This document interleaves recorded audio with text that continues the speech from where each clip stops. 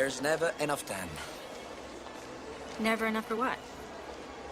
To satisfy a woman. Then you never want to miss an opportunity. Are you busy? I'm meeting my husband. If I were him, I would not keep you waiting. If he's not here when I turn around, I'll go home with you. You'll do.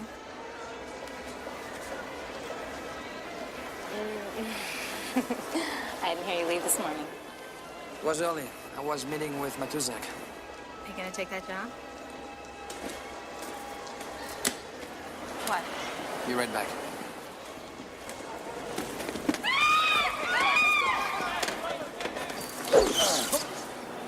Read it. Wolverine, Between the lines. I should get the fuck out of here. Good. You know that purse? Doesn't look good on you.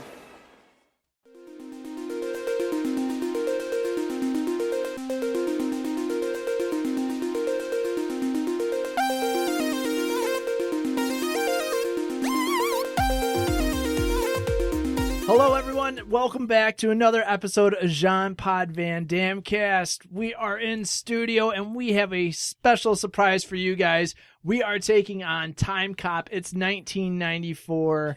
We're going to have a blast, but it's not only Jeff and myself. We've kind of been hinting at this throughout our episodes.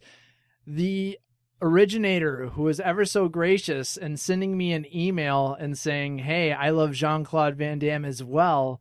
We have Marcus from the Jean Pod Van Dam podcast. Woo! Marcus, how you doing, man? Hey guys, thank you so much for having me on. But yeah, I'm Marcus Jones. I do this site called Crush Celluloid, and I also have a Van Dam podcast because there needs to be way more than just one, right? Hell yeah. That's right, man. That's right. So yeah, what started you on wanting to do a Van Dam podcast? I think it was everyone around me getting really irritated that I wouldn't shut up about them all the time. Okay, so I figured I could I just figured I could start a podcast about it and then make people come on and listen to me talk about it, and then maybe people would find it that actually wanted to hear me talk about them. Well, I really enjoyed. I enjoy what you do, and I was so happy to see that there was someone else that loves Van Dam as much as we do. Kindred spirit. Exactly. Since childhood, absolutely. Hell yeah. So we talked back and forth, and we were trying to figure out what would be the best Van Dam podcast for us all to review. And you were telling me that you had some unfortunate trouble a little bit with your Timecop episode, and we were coming up on Timecop, and I'm like, hey, what better timing than to do it now? And actually, right now, Van Dam, the Timecop curse is really trying to work its way with us. So we're trying to get through this as well. Our internet, for some odd reason, has been acting up, but we're gonna talk a little bit about Timecop here. Yeah, same thing happened to me. I had my good friend Liz Lerner on for my Timecop episode. We tried to plan it for a few months and just schedules didn't match up, and then it was the holidays, and then when we finally did it, my internet screwed up the entire way through, so it ended up being like a 40-minute long episode that we had to just push through. Oh, man. Oh, that's an absolute nightmare. I had that happen plenty of times before, and unfortunately, sometimes you just lose the audio and you're like, okay, we got to trash it. Sometimes you try to salvage it, but it is what it is, man. So, yeah, you guys want to get into Timecop now? Oh, yeah. I would love to. All right, so like I previously said, we are in 1994. This is an action crime sci-fi thriller with an hour and 39 minutes. The synopsis is: Max Walker, an officer for a security agency that regulates time travel, must fend for his life against a shady politician who's intent on changing the past to control the future. And the tagline for this bad boy is, they killed his wife 10 years ago. There's still time to save her. Murder is forever until now. So, Marcus, when was the last time that you actually sat down and watched Timecop? I've actually watched it about 3 times within the past 6 months. Both when I originally thought I was doing this podcast for my or the movie for my podcast, and then again when I actually did it, and then again 2 days ago for this. Oh, nice. Hell yeah.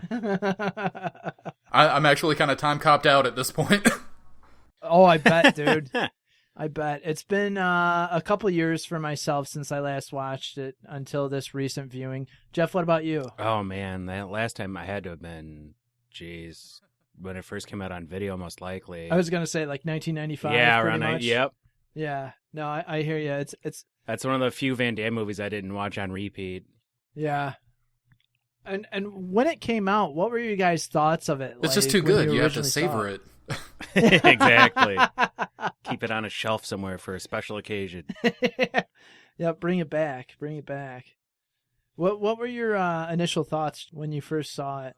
Well, when I was a kid and I saw it, probably around 95, it was amazing because it was Van Damme in a sci-fi movie, but also it had an awesome sex scene in the beginning, which blew my 12-year-old mind. Or not even 12, like my 8-year-old mind. And what about you, Jeff? Oh, I remember just being super excited for it. I mean, the special effects, I were thinking they were amazing. It was like mind-blowing.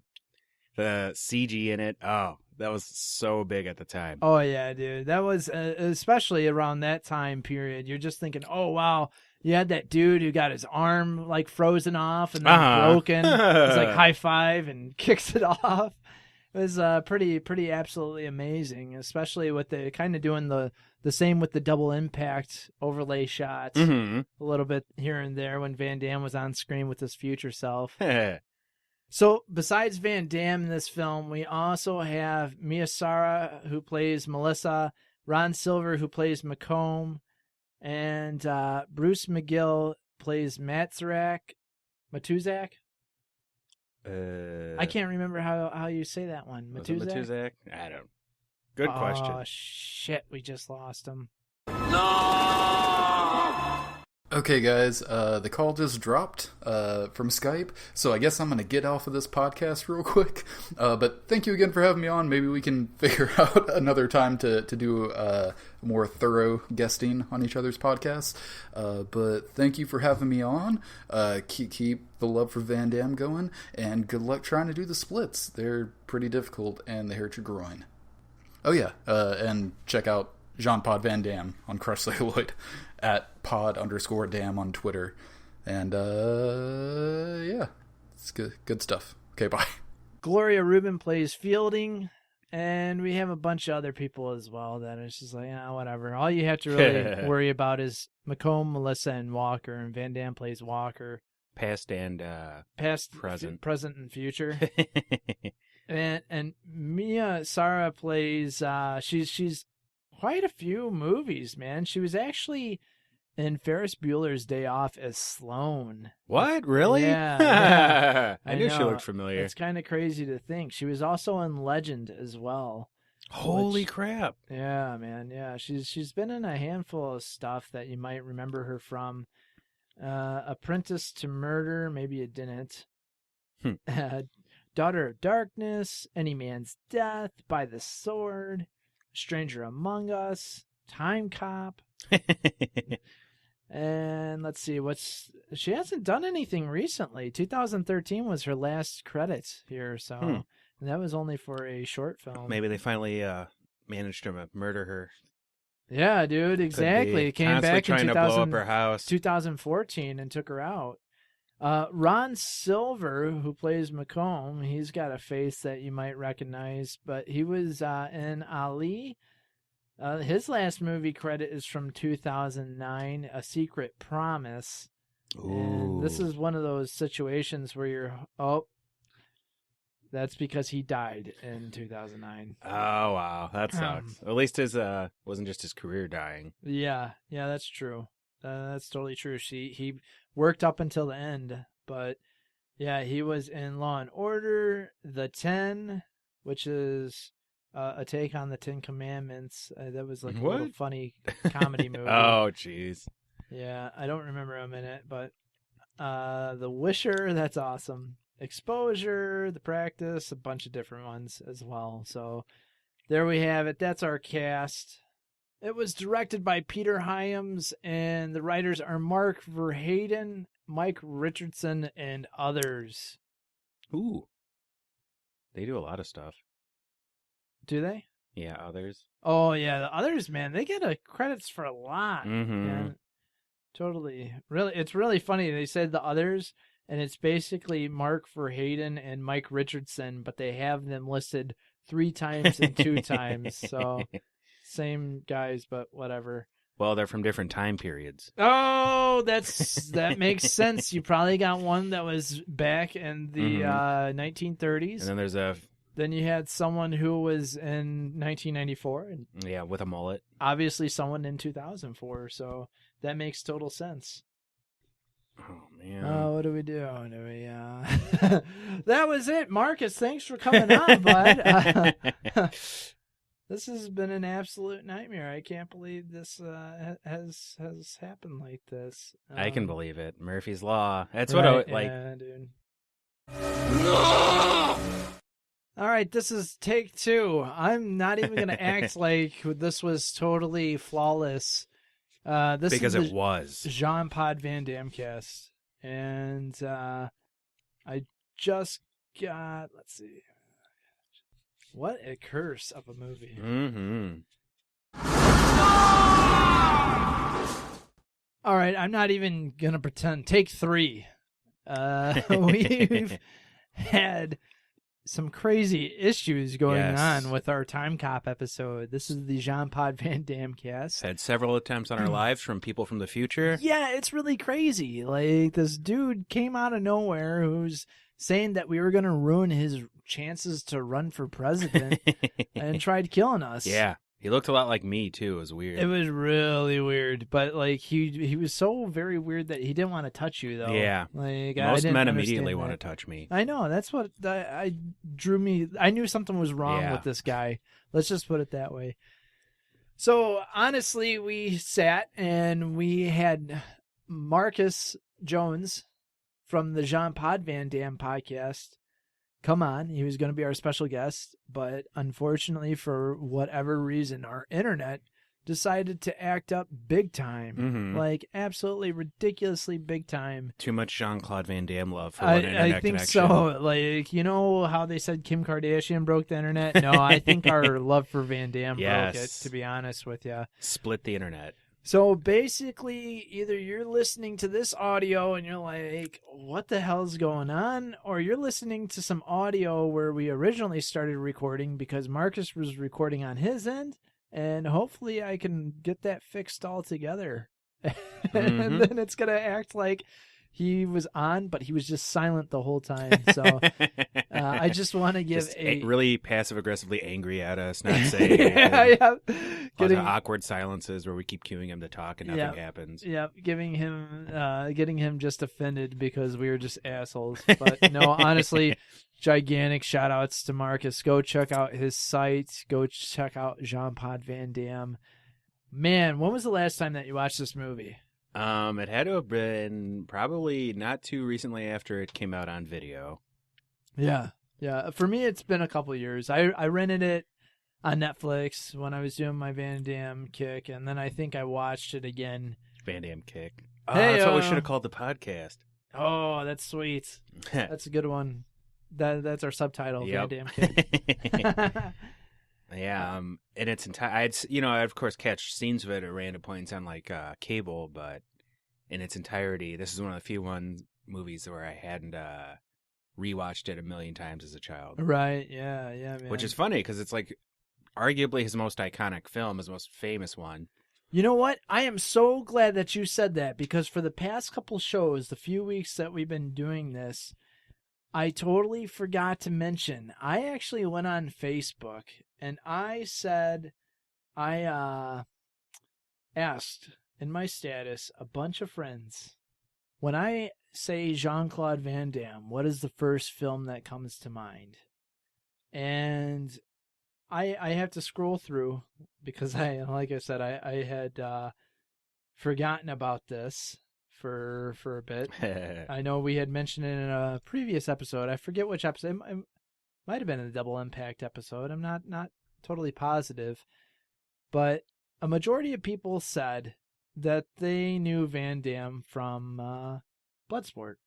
We were arguing about how it shows that he's known for Double Impact and Timecop and I think Hard Target or something like that. We were like, that just blows my mind that they would say that because Bloodsport seems like the one. Yeah, that's the one that always pops into my mind. I got 76 comments on this. This is how much Van Damme means to people. Like, I asked a similar question about non-wrestling fans, like, hey, to all my non-wrestling fans, name a match. Like, just tell me any match that you can recall. And I got about half the answers to that, comments to that. That's funny. What was the number one match? Actually, it was like, really, it wasn't so much number one matches. Like, everyone knew The Undertaker, which was coincidentally, he retires this year. So, like, a lot of people were like Undertaker Kane, Undertaker Mankind. I think someone said like an Undertaker Stone Cold match. But let's see. I'm just going to quickly go down this list. Bloodsport. No Retreat, No Surrender. Street Fighter, Black Eagle. Who are these people that are picking Black Eagle and No Retreat, No Surrender? Is that me? No. Dave the Nerd. Ah. So, like, I mean, I think he was just messing around with me on this. Like, No Retreat, No Surrender, I can see. Okay, yeah. But no one remembers him for Black Eagle. Let's be honest. Come on, Dave. I'm calling you out on this podcast. Universal Soldier. Yeah, that'd be a big Universal Soldier. Masters of the Universe, although that was Dolph Lundgren. But that's pretty funny, you know, because Cyborg. Yeah. That was supposed to be the sequel. Yeah. Bloodsport, Street Fighter, Bloodsport, Sudden Death. Ooh. I liked that one. I liked that. That was what Scott thought. The Quest. Oh, wow. The That's Quest? That's a different one, yeah. That's out of left field. Timecop, Bloodsport, Timecop, Lionheart, Bloodsport, Street Fighter, Universal Soldier, Kickboxer, Universal Soldier, Bloodsport, Sudden Death, Bloodsport, the hockey movie, Kickboxer, Double Impact, but this was one of my favorite. Double Impact with Dennis Rodman. So he confused two of them. Yeah. He meant Double Team. An easy mistake to make. It is. Someone actually said, "Welcome to the jungle," which I don't know if like they were being sincere or if they were just trying to be a smartass about it.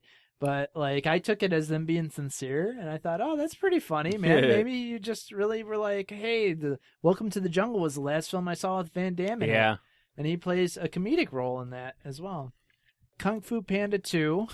that one has to be very serious. Yep. Bloodsport, Lionheart, Double Impact, Street Fighter. More Lionhearts than I would have thought. Yeah, man. Street Fighter, Double Team, Street Fighter, Universal Soldier, Bloodsport, No Retreat, No Surrender, Bloodsport, Universal Soldier, Bloodsport, Street Fighter. I think of him doing the splits, not of any movie. Was that me? No, but you commented on that, and you're like, I think that's what he was going for. Bloodsport, Street Fighter, Bloodsport, Timecop, heyo, and GoDaddy Time, co-starring Bolo Young. So yeah, and Van Damme did those GoDaddy commercials. So. Yes.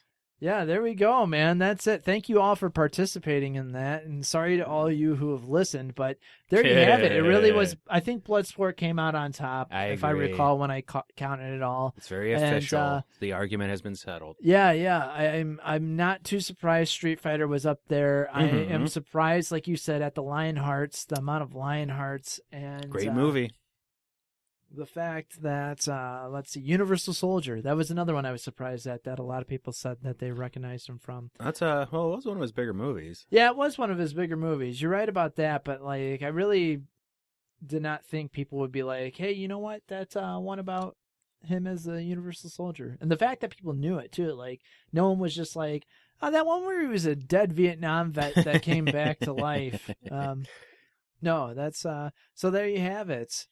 Getting into Timecop, basically, I liked how basically one of the last comments was Timecop, so segueing back into this. Now, I have to be completely open and honest. Usually I take notes when I watch these movies, but I was taking them on my phone and my phone died. So really, I'm going only from memory. So as long as this episode has been so far, we're gonna freeball it. Hell yeah. Go commando. Yeah, we're going commando, and I'm gonna try to remember. Please pipe up with something if I forget, because I might be going out of order in my brain. If anyone else appeared in Babylon 5, I'll let you know. Oh, yes, thank you. I got to tell you, though, man, like, after I've watched this a few years ago, and it still seemed like it was such a totally different movie. Yes. And that's what blows my mind about it. It's weird how, like, I didn't even the genre of the film was different from how I remembered it as a child. Yeah, man. It kind of blows my mind. I felt like I was seriously watching a different movie each time that I've watched it. And for whatever reason, some of the most iconic lines come from this film, and I totally forgot that this was the film that they came to. I don't know what it is. I think maybe my future self came back and hit me with a steel chair on the head to concuss me so that I can keep watching this, and it's like the first time over and over again. That must be it. But yeah, we basically open up, and it's like 1865, maybe 1864, because it seemed like this movie was in fours. And like, it's this dude without a front tooth. One of his front teeth are missing. Yeah, not like the fake ones either. No, Totally it was legit. It was character legit actor. missing. Yep, totally. That's what I heard too. He really wanted to get into the role. And there's some Southern Confederate soldiers taking some gold to Robert E. Lee. And the guy's basically like, hey, I'm not going to let you pass. And pretty much shoots him down with some automatic weapons. Yeah, some future weapons. Future weapons. Like, they're like, there's a bunch of us. There's only one of you. It's raining out. It's shitty weather. Please let us pass through. We don't want to kill you. And the guy's just like, no, I don't want to kill you. And then he takes the gold. And then we end up going into 1994. We're at a nice mall. This mall looks like it was really popular. It's the 90s when malls were actually still a thing that people went to. Oh, man. I miss going to malls. It was crazy. It took me back. It was definitely a nostalgia run. Mm-hmm. And Van Damme comes up behind his lovely lady, Sloane from... Legend. Sloane from Legend. I like that. No, Melissa is her name. Walker comes up to Melissa, pulls like the don't turn around, he's flirting with her. It's his wife, and so they're like kissing and stuff. And then all of a sudden, this dude on rollerblades steals this old granny's purse. He's rolling through the mall trying to get away, but he is met straight with a kick to the face almost. Mm-hmm. A warning kick. A warning kick, exactly. It was definitely a warning kick. And Van Damme goes, read it. Wolverine? It goes, between the lines. I better get the fuck out of here. Right. And so he goes and gives the granny back her purse and then is escorted off by mall security. And next thing I remember is that they basically go back to their house and make sweet love. Yeah, they do it. And you get to see some Van Damme ass. We got some Van Damme ass big time, and yep. I'm not gonna lie, maybe even some Van Damme butthole. Like, I was a little uncomfortable with this. Yeah, it was very avant-garde with the amount of male nudity. It was right up there, man. They got a close up of his ass, and you actually see a little bit of Miyasara's body as well. If it really was her, it might have been a. No, I think it was Did her. they show her face? Yeah, they showed her face. Hell yeah. That. So it was Mr. Skin, here I come. Yeah, it was really surprising. Like, once again, the movie, it's like you expect nudity to happen later on in a film like this, and it does, but that just came all up front, almost like Nowhere to Run. Yeah. Where it was just like, oh, hey, here's some boobs, and then that sets you for the rest of the movie. To make sure you're awake. Now, here's where my mind just kind of goes blank. All of a sudden, we don't know why, and we saw this in the mall, but this dude with this radical looking mullet, shaved on the sides, but like, Yeah, he had like the weird reverse mullet oh man, from the it was, 90s where like it was yeah. really long on top and Really- short on the sides. Yeah, really long on top. I mean, It it looks was bicked on the Yep. sides. He looked like the guy from that one Sega Genesis game, Comic Zone. Oh man, yes. Page yeah, he Turner. totally could have been in Comic Zone for real, man. This dude, like, there wasn't much about him. He was pretty much the big silent type. It was almost like he was going for some Native American look with a 90s twist. Yeah, that was pretty big at the time. Like the whole, before they had tribal tattoos, they had, it was right around the time Pogs came out. So Yep. Polynesian stuff. And Oh yeah, man. Yeah, so he was definitely rocking it. They go to the house, and you're thinking, why the hell are these guys following Van Damme and his wife? And I would if I saw Van Damme. yeah, I know, too. Me too. And they basically end up beating the shit out of Van Damme and killing his wife. Mhm. And then right before she was going to make a big announcement. Right, yeah, exactly. And then we end up going into 2004. Where mullets make a big comeback. Mullets make a big comeback. It's like a mini mullet, but Uh-huh.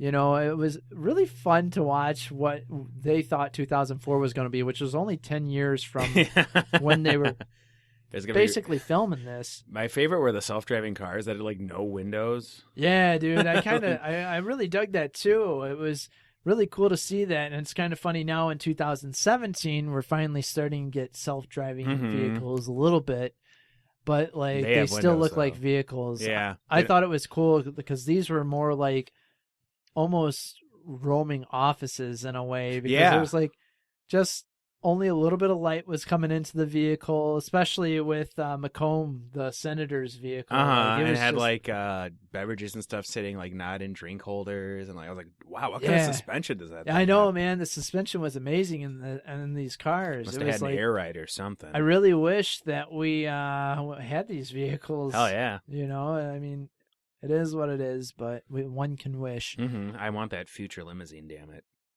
And we find out that basically Van Damme is a part of this like Timecop patrol unit, and I have to say, did they mention Timecop at all throughout this film? At no point did they, to my knowledge, use the phrase time cop. I agree. They called it by the acronym of the the organization they were in, but never like right, used the yeah. phrase. It never it's a said, time He's a cop. time cop. Yeah, exactly. Oh, I'm a time cop. No, but we did get some splits early on in Mhm. this film, and basically Van Damme goes back into the 1930s to bust his former partner, who's basically doing some crazy, weird insider trading. I mean, During the Depression, yeah. it's absolutely crazy. So With, he's like like, people jumping out of the buildings and stuff. And Yeah. like classic, like oh, shit happens. right, exactly. And he says that to the cop. He's like, shit happens. Walks into the building.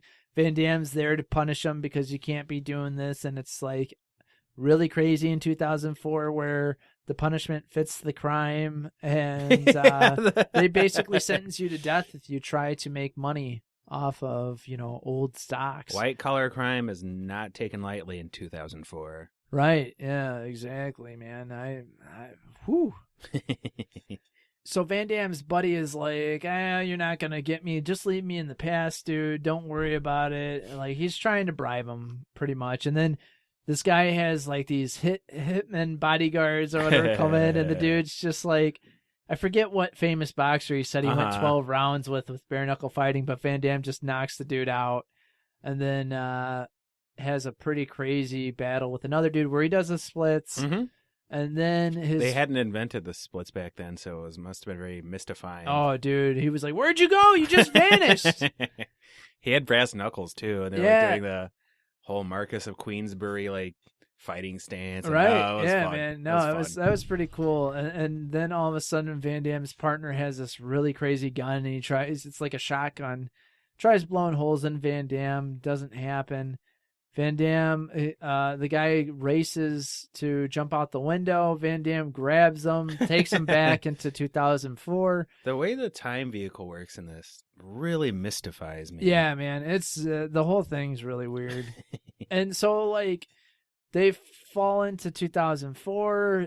The dude gets sentenced to death, so they put him back to where he was falling out the window, and he crashes on top of a police car. And it's just like, whoa, man, so really weird. Yeah, it's a very bizarre way to deal with time crime. You'd think that leaving someone in the past, even as a corpse, would have ramifications, especially like Yeah, exactly. landing on someone's car. Like, what if that was like FDR's car or something? You know, I know. It's the butterfly effect, Yeah. really. It was a little weird to me. I don't know, this like parallel universes and everything really had me questioning more than what I should with this film. This movie, it makes you ask hard questions. Yeah, it makes really you does. look deep in the mirror. Yeah, there's no hard targets though.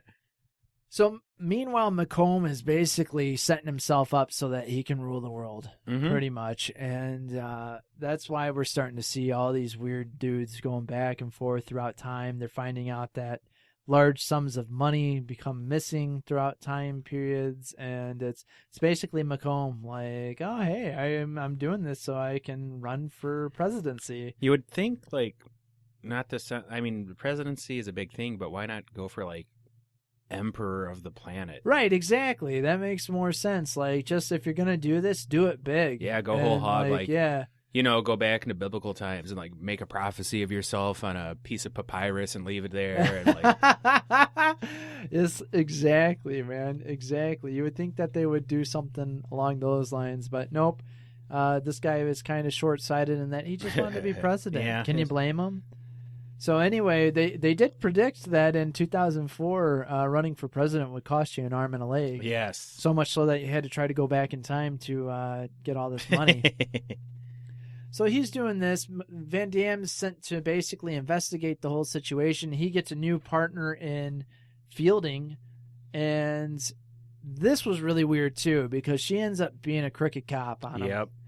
And she's bought out. Van Damme's basically the monkey wrench in the gears, and their whole plan is to try to kill him. So they go back in time to 94, and Van Damme decides that he's going to try to, save his wife on top of all this. Yeah, might as well while you're there. And that's when we find out that Macomb and all of them are together, and he meets his former self. And it just becomes a crazy shit show. Yeah, the movie gets really, really bizarre really fast. Yeah, Like, it really does. And honestly, even though this movie is like an hour and 39 minutes, it did not seem like that long at all. yeah. Like they do this crazy stuff, and then all of a sudden, she's turned on him. She ends up getting shot. There's a crazy fight scene, crazy including fight scene. liquid nitrogen. Yep, the dude ends up getting half of his arm frozen off, and then Van Damme kicks it off. Yeah, that was gross. That was pretty awesome. And he falls off the balcony thing. He's and dies. And this is the guy that back in Van Damme's house in the future, when they're trying to kill him again, he's like 50,000 volts, motherfucker. And I forgot about that. There was a splits there too. He's in his probably his boxers. most iconic split scene, actually. Yeah, man. Yeah, he splits right on top of the countertop to prevent electrocution. To prevent electrocution. See, if that had been you or I, we would have died because we can't do the splits that quickly on command. Nope, not at all. Especially like, you want me to jump up onto a countertop and do it? No, I can't do it. Sorry. But yeah, I'm sorry that I missed that important part. Had that sweet knife fight too. Oh yeah, man. Yeah, Ting, definitely. ting, ting, ting. Oh, yeah, man. this a lot of great action in the film. Honestly, There's Yeah, it was a lot of good fighting. unexpectedly interspersed. Like all of a sudden, oh no, 2 more goons showed up. Right? You know? Yeah, exactly. So Van Damme takes his partner, like he saves his partner even though she turned on him. Yeah. But then someone kills her in the hospital, and they're blaming Van Damme. So then he has to escape. Yeah, which doesn't play into the movie at all after that. No, not at all. So she dies in the past. And then Van Damme goes to the mall, meets up with Melissa before... After, you know, making a big deal about never altering the past for his own benefit. Spending 10 years just watching old home movies of his wife and not altering the past when he could have at any time. Right. Like, well, I guess I'll just, oh, man. while I'm here. it gets pretty confusing because then we see him go back into 2004. Then he comes back into the past again Mm-hmm. because It's his a Back to the boss ends Future up Part getting, 2, yeah. getting killed, but his boss helps him like hit the vehicle to go into time travel. That's so weird about the vehicle because like you go in a vehicle at like 88 miles an hour or whatever, and then you teleport into the past and you're not in a vehicle and you're like walking, Yeah. and then when you teleport back, you're back in the vehicle. Yeah. I really wasn't too sure about And that. then you can't go into the future because it hasn't happened Happened yet. yet. Right. Like I felt my like ears bleed a little bit when I heard Right, that. I was yeah. like, I just temporal mechanics in movies are the best. Oh yes, most definitely. So he's back. He's in the mall. He tells her, "Hey, don't turn around." But she turns around. She's like, "Who the fuck are you?" And he's like, "It is me from the future. I know this is really weird, but basically, you have to do this. Don't tell past me, or it can really screw things up." And she listens to him surprisingly, Yeah. because honestly, like if I saw my wife in the like just a little bit aged and stuff, I would think that someone was playing a trick on me, and I'd just be like, Ruth, the future version of yourself came to me and said we had to do this, and then she would probably be like, "Are you cheating on me?" So, and I mean, I guess, is it cheating when future Van Damme kisses her? That's a very good question. I think only if it's an alternate future Van Damme. Yeah. All right. But Well, if I it's mean, the same timeline. yeah, that's true. Yeah, okay. But I is it guess a it's okay. three-way if they both run the train on her? Same matter cannot occupy the same space. I guess that covers it. They go back to the house. We're kind of back in the beginning of the movie again. And this time around, Van Damme tries his best to sabotage the dudes who are trying to kill them. Past Van Damme kills the electricity in the house. Mm-hmm. And then it's just this crazy fight scene, rain once again. Yep. There's another one that just kind of came out of nowhere. Rain happens. The goons have like mag lights bolted to their guns, which Yeah. I've never seen before. Yeah, that was really, I mean, that was a big time. Like, this was 90s when everyone loved mag lights as well. So, mag lights are sweet. yeah, I totally could understand it. And there's some chasing on the roof. You think that Melissa gets away to go find help somehow. I don't know how. She's hanging out on the roof. No, and then McComb catches her. He's like, "Hey, you're going to do what I want to say," after basically people are dead and we're finally at the end. And McComb's like, "Hey, there's 5 minutes on this bomb, the C4 bomb. It's going to blow you and the place to smithereens."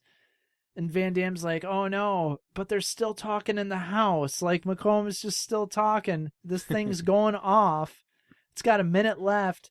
Van Damme somehow called the past McComb to come meet him. He sent him a letter, right? Yeah, and to so, meet at that specific time. Yep. And so he's like, "You told me to come here," to his future self. And the future dude's like, "No, I didn't." I felt that the future senator was a lot meaner to his past self than was necessary. Oh yeah, I know exactly. I Was wouldn't like want to calling help him my a future fucking self. idiot. Yeah. I would be like, "Fuck you, This dude." guy's a dick. I want to grow into an entirely different person. Maybe. Right, exactly. I'd be a start helping philanthropist. orphans, and it would just, I'd be like, if that's me in the future, we got to change the stat.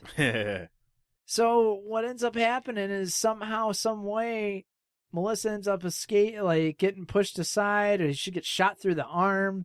Van Damme kicks young McComb into future McComb. The best death scene. Oh my gosh, this death scene was It amazing. looked like something out of like a Tool video or something. Oh yes, dude, for That's real. So weird. They became this big giant blob of ooze. It And, was like with a giant mouth growing out of it. And Oh yeah, dude. Yeah, it was pretty gross. It was looked awesome. Yeah, it looked like if like a tomato soup had like a Capri Sun style commercial where like there's all the weird liquid. Oh yes, I remember those Capri Suns. Like the kids turn. You have to from turn into liquor form. Terminators. Yeah. Yes. Yep. Exactly. It was much like that. Much The graphics like that. were very similar. Except it was tomato soup Yes. with a bit of sour cream.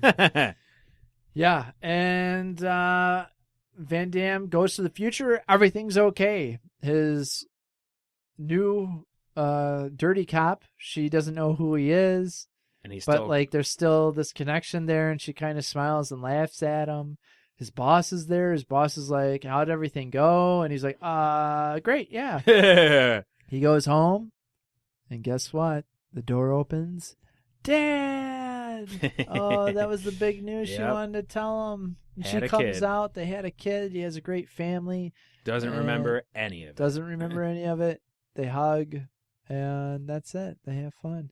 Do you think as soon as he got into the house, new memories would start to flood his mind? I would hope so. So, like, yeah, I would think so. I would. Otherwise, it'd be really obvious that he messed up the timeline and he'd have to be executed. Yep, exactly. Oh, man, how awkward would that be? Hey, even though you think you saved it, you really violated timeline physics, and you must be put to death in the last spot that you were, and goes back and blows up in the house. So, yeah, and that's another thing, too. The house blows up. Like, Yeah. I mean, the house blows up. Somehow, young Van Damme is knocked out on the outside. Like, he got saved. He got shot point blank in the chest, falls off the roof, Mm-hmm. but he's somehow okay in the outside. He was wearing a bulletproof vest. Yep. Yep. And Future bullets haven't conquered Nope. Kevlar yet. not yet. Still haven't. Then he saves Melissa. The house is just in splinters. He puts her on top of 1994 Van Damme, and then he leaves. But when he comes home, the house is still the same house. Like, I mean, Obviously, nothing's changed. at some point, mid past Van Damme, before he reaches 2004, decides to go back in time to prevent the house from blowing up. Yeah, I guess so.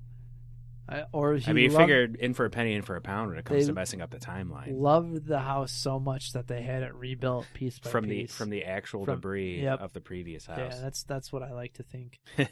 And that's it. They like hug and go off, and we have a happy ending. Mhm. So like that was Timecop. I mean, really crazy back and forth storyline. Yes. Some fun fighting, some fun kicks. Most of the movie happened in like the last 25 minutes. One groin situation was he shotgunned a dude in the groin, and Yep. then he's like, "That head hurt." So there's your Van Damme groin connection. Yep, there was plenty. There's the most iconic split in his career. Yep.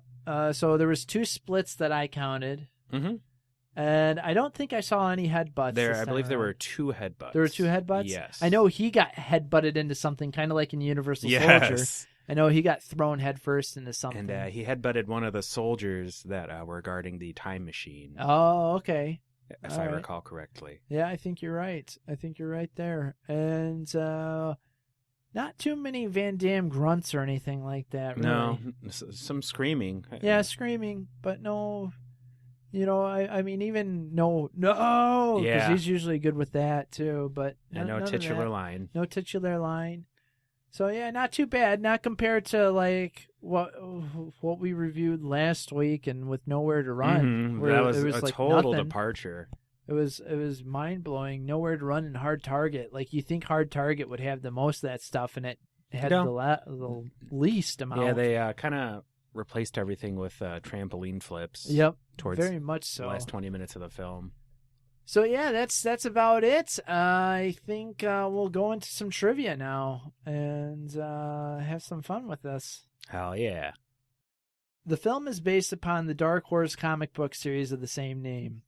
I keep forgetting that was a comic book. Wow. So technically, this is a comic book movie. Yeah, man. That's great. I can't wait to throw that out at Kapowcast. Yeah, there we go. My favorite comic book film is Timecop. Max's futuristic-looking wristwatch is a stock Casio model DW400. Huh. In the fight scenes in the last act of the film, Jean-Claude Van Damme's stunt double was used to create the illusion of the younger Max Walker. This was also done for Ron Silver's character of Senator McComb. Agent Walker always runs or is in fast motion, such as falling, when exiting time. Senator McComb walks when exiting time. This signifies that one has plenty of time and the other doesn't. Hey-o! While riding in the sled, which will transport him into the future, Jean-Claude Van Damme takes out a stick of black chewing gum, a Japanese brand. Oh, man. During 1994, Van Damme appeared on television commercials for Black chewing gum in Japan. That's cool. That's right. I totally forgot about that. Yep. We were talking about Black off air, I believe. Yep. And how now not only do they have chewing gum, but they actually have like hard candy, which is equally delicious. Love me some Black. In the scenes where Van Damme and Ron Silver are in their respective cars, the actors were shot on blue screen. The White House and D.C. backgrounds were added digitally in post-production. Second Van Damme movie, solo hero, to cross $100 million worldwide. Wow. In the fight scene that takes place in Walker's apartment, Max grabs a knife from one of the thugs. The knife is the Double Shadow, designed by Gil Hibben. I've seen that before in movies. Really? Yes. Oh, wow. Lots of cheesy sci-fi movies. The widescreen DVD has green lettering, and the full-screen DVD has red and white lettering for the Timecop logo. Huh. Just in case you want to know that. For aficionados. Yep. In 1995, prolific French video game developer Creo Interactive Entertainment developed 2D movie tie-in action game Timecop for SNES. Ooh. The game was loosely based on the first Timecop movie and featured realistic digitized graphics similar to those in the first Mortal Kombat games. Oh, man, that sounds awesome. It does, man. The player is a time cop who must go after the inventor of the time travel technology, and over the course of 15 time-limited levels set in various eras, stop him from tampering with the past and the future. The gameplay was similar to beat-em-up games, but also had a few shooter sections. The game immediately fell into obscurity. In 2007, the canceled, almost finished version of the game's Sega CD port was leaked online. Ooh. Ooh, man, I want to check that out. Hell yeah. Director's trademark, a character named Spoda. I'm not too sure about that. I'd have to look more into that one. 2004, Max's hairstyle was partially influenced by Wolverine from the X-Men comics. Huh. Peter Hyams would direct another film about a cop whose family is murdered. End of Days. Oh, sweet. wow. I had That no movie clue. was sweet. I loved End of Days. Hell yeah. One of a number of space science fiction fantasy films of writer-director Peter Hyams. The sci-fi fantasy movies are Outland 1981, Timecop 94, Capricorn 1 1977, End of Days 99, Stay Tuned 92, 2010 The Year We Made Contact 1984, and The Relic 97. Wow. That's actually quite the career. What a resume. Yeah, seriously. Max is a policeman, and his wife Melissa is Macomb. A nod to Mad Max about a policeman called Max whose wife and son are murdered. Huh. I think that was phrased incorrectly. I think so too, because only 2 of 17 found that interesting. In the beginning, Melissa hears in the mall, "Does anybody know what time it is?" by Chicago. Oh, wow. That's funny. Its lyrics had to do with the stranger asking for the time. She's again approached later by an unrecognizable, at first, Max. Because his hair was like 5 inches longer. Yeah, because his hair was ridiculous. And that is your trivia. Moving on to quotes. We have a decent quote section here. "Never interrupt me when I'm talking to myself." That's Macomb. I did like that line. "She's a little shaky. Blood pressure's going to loosen her teeth and her pulse is pushing 140. If she farts, she'll get ahead of the pod." That reminds me, right before they get shot into the future, like before these lines are said, the dude who controls that is watching virtual porn. Yeah, Like, which it became a she real is thing. On the bed. Oh, yeah. Nude as all could be. Yeah, you could see the bush and everything. Yeah, man. That was absolutely crazy. Like, that came out of nowhere. I forgot all about that. That's until funny that how quote. now there is VR porn. I know, It's actually right? pretty Yeah, popular. now it's actually, making its way here. Macomb, do yourself a favor. Lay off the fucking candy bars. Fielding, I really could care less whether you like me or not, but you don't know anything about me. I was with IA for 2 years. I'm field rated in weapons and tactics and speak 3 languages. Impressed? I'm blown away. I read the Atwood file. You didn't mention you could read. What happened to the Volmer twins? See those 2 red spots? There is never enough time. Time for what? To satisfy a woman. Then you never want to miss an opportunity. When I'm in office, it's going to be just like the 80s. The top 10% will get richer, and the other 90% can emigrate to Mexico where they can get a better life. That line. Oh, my goodness. Who would have known that was Yep. repeated in 2017? McComb, you see, I'm an ambitious, Harvard-educated visionary who deserves to be the most powerful man in the world, and you're a fucking idiot who never figured out that the only way to make anything of himself with all that fancy kicking was on Broadway.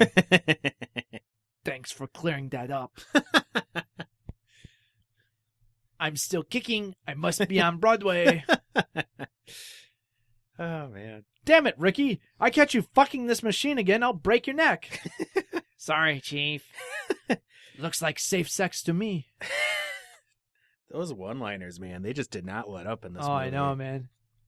Don't tell anyone I killed you. I'm on bail. Nice.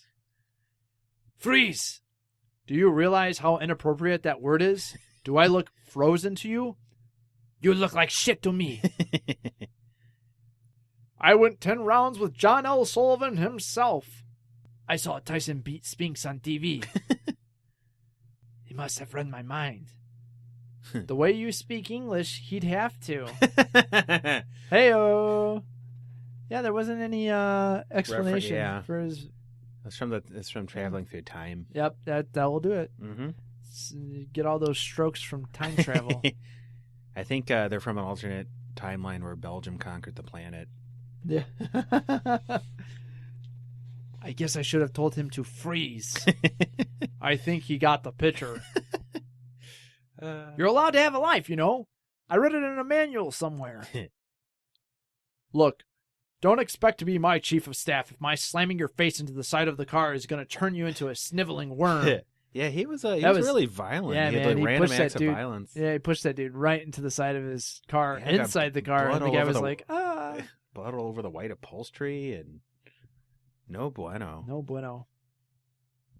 You're not funny. I'm never funny. Read it. Wolverine? Between the lines. I should get the fuck out of here? Very good. First, I think you need to have a purse to return. 50,000 volts, motherfucker. Have a nice day. Here goes the pension. What's the problem? You just point it, pull the trigger, and boom, someone dies. That's C4. Not only will it turn this house into dust, but it will also separate every part of you from every other part of you. Poor bastard. Tomorrow might have been a brighter day. I loved that cop. He was my favorite character. Yeah, dude. The non-time He cop. was, yeah, the non-time cop. I can't tell you anything. He'll send somebody back to wipe out my grandparents. It'll be like I never existed. My mother, my father, my wife, my kids, my fucking cat. I'll tell you this. If I can't go back to save her, this scumbag is not going back to steal money. Country's down the drain because of the special interests. We need somebody in the White House so rich he doesn't have to listen to anybody. How fucking weird that is right there, man. Like that seems definitely like something that was used in this past election debate. Jean-Claude Van Damme wasn't there to save us. All right, that's it. There we have it. That's the quotes. Yes. What? How many splits would you give this film? I would say 7.5 splits, maybe 7.75 splits. Oh wow, man, that's very nice of you. I would go 7. Well, so around the same. I liked the movie. I thought it was pretty fun. It was definitely one of his quirkier movies. It was very weird, very interesting. So we'll leave it at that. Hell yeah. Guess what's next? Do you know what's next? Street Fighter. That's right. Oh yeah. Street Fighter's next. Finally. Can't wait to review that one. That's going to be fun. Oh, I haven't seen this in so long. Oh man. I seriously, I can't wait. I really can't wait. I had watched like some of the clips, like his quotes and stuff. Him and the Raul speech he does. Julia. Yep. Rest in peace. Yes. Man, it was good. And actually, what we're going to try to do is we're going to try to have Marcus come back on and talk with us about Street Fighter, where we're going to have a better internet connection than the one that we had No time tonight. cop curse. No time cop curse. I appreciate him trying to come on with us. Marcus, I'm really sorry. We're going to try to fix some of that audio so you guys can listen to what was original. Through time travel. Through time travel, exactly. We didn't touch the same time or space. I'm really surprised that was not a quote in the IMDb section. Yeah. That was quoted throughout the whole fucking movie. Yeah, they really wanted you to know that at some point someone was going to occupy the same time and space. Yep. That's, yeah. Man, what was it? Same matter cannot occupy the same space at the same time. Yeah. Boy, it's a good thing that when he kicked him into himself, like it didn't just cause like the entire universe to collapse or like a thermonuclear reaction. No, it just turned into like a crazy like rock alternative music video effect. Nope. Same matter cannot occupy same space. Yeah, man. That and we get that again in Van Johnson. Yeah. So. Oh, another thing. Why would they have a giant brick wall at the end of the rocket sled to go through time? Why not like a cargo net? Right, I know exactly. It makes. Man, sometimes I don't know. Just maybe you need that extra rush of adrenaline to push you through time. It looked like it if worked. You had that cargo net, you wouldn't really feel like you're gonna die. You'd be like, oh, if this doesn't happen, I'll be okay. That sled was a lot like the rocket sled in The Running Man. Yeah, man, it really did. Like they probably reused it. There's a good chance. I mean, how often do you get to use a rocket sled in a movie? Yeah, man, for real. Not often enough. All right, that about does it. I just want to thank you all for listening, clicking that download button or hitting subscribe. If you like what we do, please consider rating us on your podcatcher. Rate us 5 stars. Write us a review. We really appreciate it. If you really like what we do, please consider donating on Patreon at patreon.com/podbros. It really helps us out. For only $1 a month, you don't realize how far that dollar can take us. It keeps the lights on, and I'm not joking about that. And I just want to say thank you to those who are already donating. We really appreciate it. If you don't want to donate $1 to us, but you love shopping on Amazon, please consider using our link. Just go to podbros.com, scroll down, hit that Amazon link. Guess what? It's not going to cost you anything, but we get a little bit of a kickback off of the purchases that you make. Don't make us resort to time travel. Exactly. I'm going to show up, and I'm going to push you into your future self. You're going to watch it. All that being said, I'm John. And I am Jeff. You've been listening to another episode of the Jean Pod Van Dam cast. Check out Marcus and his podcast, Jean Pod Van Dam. Thank you, guys. And remember, read between the lines. You thought I was going to say, same matter can't occupy the same space, right? You two should be closer. Keep him away from me. Same matter can occupy some space. I'm still kicking. I must be on Broadway. Ah!